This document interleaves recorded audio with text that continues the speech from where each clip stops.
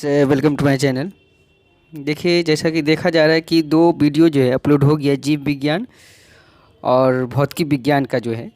आज जो है रासायनिक विज्ञान का है, केमिस्ट्री का है, ठीक है।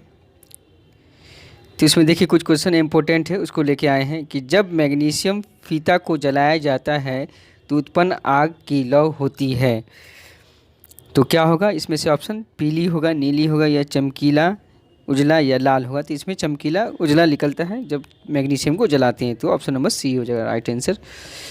इसके बाद आना है तीसरा नंबर पे। देखिए तीसरा नंबर में क्या है कि निम्नलिखित में से कौन सा बुझा हुआ चूना है। इम्पोर्टेंट क्वेश्चन है ये, बहुत ही काफ़ी इम्पोर्टेंट है आपके एग्जाम के लिए। तो ऑप्शन देख लीजिए, CaO है, एक COOH2 है, एक CaCO3 है और Ca है, कैल्शियम है। तो देखिए जहाँ पर CaO लिखा हुआ है ये बिना बुझा हुआ है, चार ऑप्शन है इसमें से, और CaOH2 है जहाँ पे OH2 लगा हुआ है, इसका मतलब बुझा हुआ चूना। तो ऑप्शन नंबर बी यहाँ पे सही होगा। और ये भी याद कर लीजिए, यहाँ पर CaCO3 है, तो यहीं पे याद कर लीजिए CaCO3 जो है ना संगमरमर का सूत्र होता है, संगमरमर का रासायनिक सूत्र खूब पूछता है, तो इसलिए ऑप्शन नंबर सी CaCO3 जो है संगमरमर का सूत्र याद रखे रहेगा। और Ca का मतलब कैल्शियम हो गया। तो चारों ऑप्शन कहीं ना कहीं आप जान गए। चलिए नेक्स्ट क्वेश्चन पे चलते हैं। 7 नंबर में, 7 नंबर में क्या बोला है कि उपचयन वह प्रक्रिया है जिसमें क्या होता है, ऑक्सीजन का योग होता है, हाइड्रोजन का वियोग होता है, इलेक्ट्रॉन का त्याग होता है या सभी होता है। तो इसमें सभी होगा, क्योंकि ऑक्सीजन का भी योग होगा, हाइड्रोजन का वियोग भी होगा, इलेक्ट्रॉन का भी त्याग होता है, इसलिए इसका right answer option number D लगाइएगा। कारक है, ऑक्सीकारक है, ये स्टूडेंट फ्रेंड्स की बुक से है। हाइड्रोजन है, कोबाल्ट है, H2S है, O2 है, तो इसका ऑक्सीकारक के रूप में यहाँ पे ऑक्सीजन ही काम करता है, इसलिए ऑप्शन नंबर डी होगा। चलिए 56 में क्या है, लोहे पर जंग लगने की क्रिया को क्या कहते हैं। तो आप सबको पता है संक्षारण उसको बोलते हैं, तो ऑप्शन नंबर ए होगा राइट आंसर।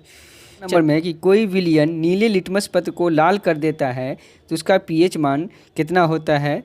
तो उसका pH मान इसमें ऑप्शन के अकॉर्डिंग जो है 5, 7, 8, 10 दिया हुआ है, तो इसीलिए इसका ऑप्शन जो है यहाँ पे ए होगा, ठीक है। अगर 7 से कम होगा तो वो एसिड कहलाएगा, अम्लीय कहलाएगा, 7 से ज़्यादा होगा तो क्षार होगा। इसके अकॉर्डिंग जो है आप नीला लिटमस का समझ जाइए कि कौन सा ये है, तो उस पर टिक लगा सकते हैं। उसके बाद 5 पे आ जाइए, क्या है 5 पे।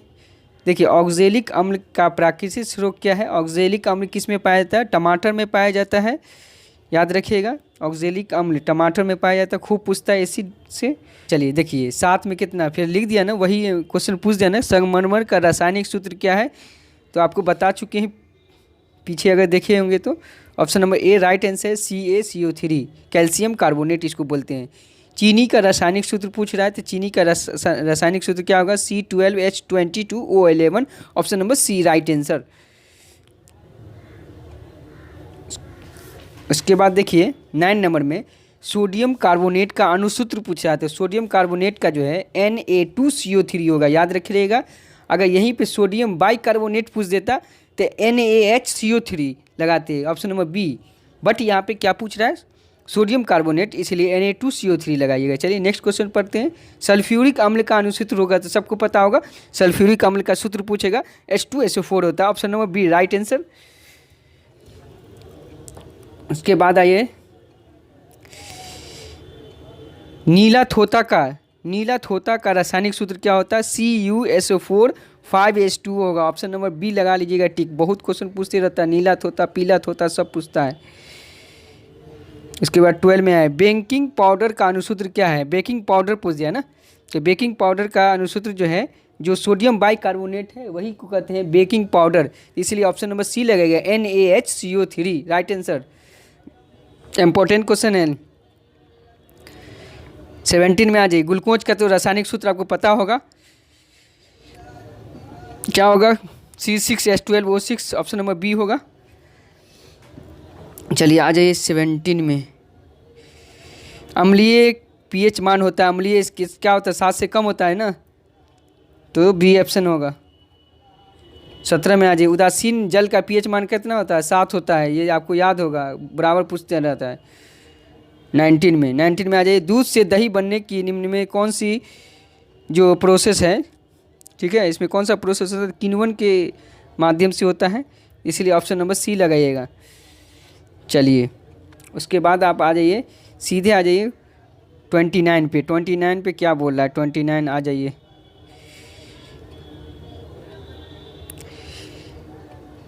देखिए, जल में घुलनशील भस्म क्या कहलाते हैं, तो क्षार कहलाते हैं। Right answer. व्यंजक चूर्ण का रासायनिक सूत्र क्या है, बहुत इंपॉर्टेंट है, CaOCl2। कहीं पर ऑप्शन दिख रहा है, option number C right answer. व्यंजक चूर्ण BVR लगा दीजिए, जितना स्टार लगा लीजिए इस पर। 42 के बाद आइए 46 में। 46 में क्या कह रहा है उसको देखिए। जल का pH मान कितना होता है, कितनी बार बताए, 7 होता है। तो सोने का कैरेट कितना होता है, 24 कैरेट का होता है। ऑप्शन नंबर बी लगा दिए, शुद्ध सोना व्यक्त किया जाता है 24 कैरेट से। चलिए 16 के बाद 17 आ जाइए। लोहे का परमाणु संख्या कितना होता है, 26 होता है ना, बी लगा लीजिए इसका ऑप्शन। उसके बाद 19 में आ जाइए। लोहे को जिंक से लेपित करने की क्रिया को क्या कहते हैं, गैल्वेनीकरण। ठीक है, option number B right answer. उसके बाद आ जाइएगा 20 में आ जाइए। सबसे कठोर प्राकृतिक पदार्थ है, सबको पता है हीरा होता है, पूछता भी है। इसका अयस्क है तो सीने बार पारा का अयस्क है, याद रख लीजिएगा। कमरे के ताप पे द्रव अवस्था में रहने वाली धातु कौन सी है, सबको पता होगा, पारा है। मुक्त अवस्था में पाई जाने वाली धातु कौन सी है, तो सोना है। इंपॉर्टेंट क्वेश्चन है, टिक लगा लीजिएगा। सबसे अधिक सक्रिय धातु कौन सा है, पोटेशियम है, सोडियम है, लोहा है, तांबा। इसमें से ऑप्शन अगर ऊपर से देखा जाए तो पहले पोटेशियम है। अगर पोटेशियम न रहता तो ऑप्शन में सोडियम लगाते, क्योंकि सोडियम इतना अत्यधिक सक्रिय धातु है कि उसको केरोसिन में डुबो कर रखते हैं हम लोग। चलिए, तो पोटेशियम इसका राइट आंसर हो जाएगा इसके हिसाब से।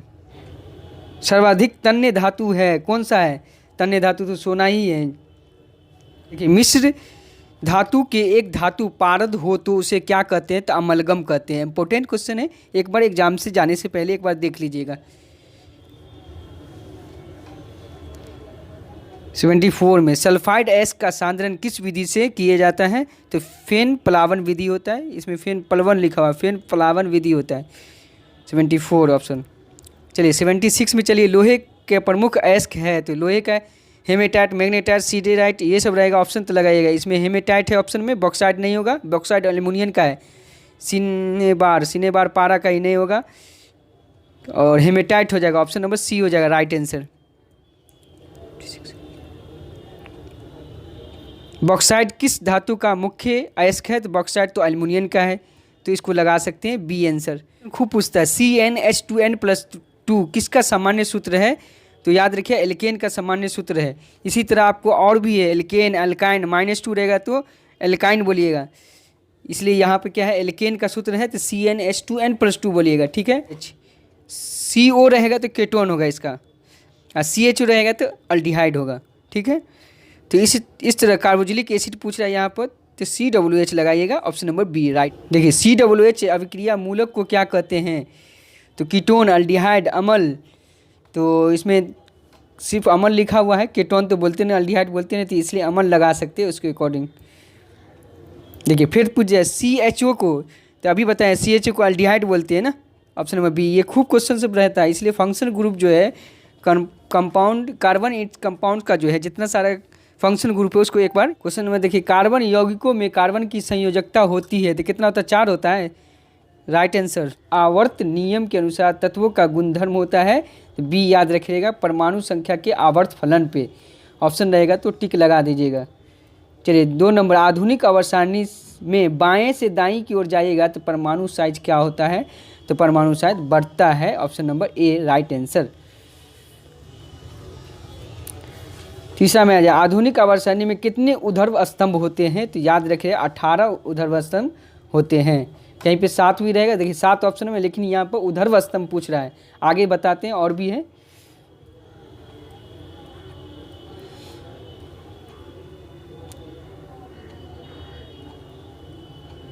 देखिए अक्रिय तत्व कौन सा है, तो अक्रिय तत्व आर्गन, क्रिप्टॉन, हीलियम, ये सब अक्रिय गैस है। तो हीलियम यहाँ पे ऑप्शन में है, कार्बन, सोना, हाइड्रोजन, हीलियम है, तो इसलिए यहाँ पे हीलियम होगा, सही से आर्गन हो जाएगा। अक्रिय तत्व जो है कौन होगा इसमें, हीलियम हो जाएगा, option number B answer right answer हो जाएगा। देखिए आवर्त सारणी में कितने आवर्त होते थे, यहाँ पर आवर्त ऊर्ध्व स्तंभ नहीं पूछ रहा है, आवर्त पूछ रहा है, तब ऑप्शन दीजिएगा 7 बोलिएगा। ये इंपॉर्टेंट क्वेश्चन है, बराबर क्वेश्चन रिपीट करता है ये।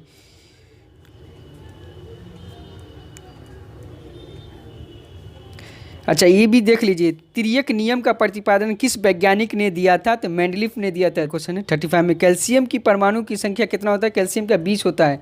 ऑप्शन नंबर ए टिक लगा लीजिए।